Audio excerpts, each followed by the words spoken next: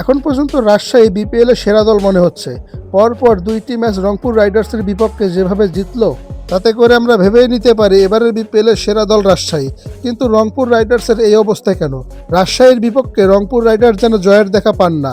নুরুল হাসান সোহান বাহিনী কি রাজশাহীর বিপক্ষে ভয় পান?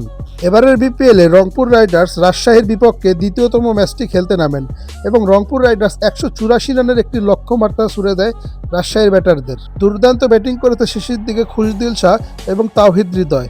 3 নম্বরে নামা লিটন কুমার দাস আহামরি কিছু করতে পারেননি, কিন্তু তাওহিদ হৃদয় ছিলেন দুর্দান্ত। রাজশাহীর বোলারদের বিপক্ষে দুর্দান্ত ব্যাটিং করেছে রংপুর রাইডার্সের ব্যাটাররা। এবারের আসরে জিমিন ইসাম রাজশাহীর হয়ে খেলতে এসেছে। গত বছর তিনি রংপুর রাইডার্সের হয়ে খেলেছিলেন।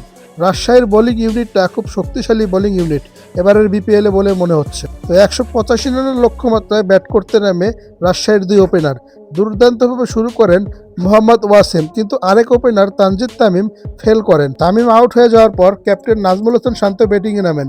ব্যাটিংয়ে নেমেই যেন তিনি তাণ্ডব চালান রংপুরের বোলারদের বিপক্ষে। একের পর এক 4 ছক্কায় রংপুরের বোলারদের তুলোধুনো করে ছেড়েছে নাজমুল হাসান শান্ত বাহিনী।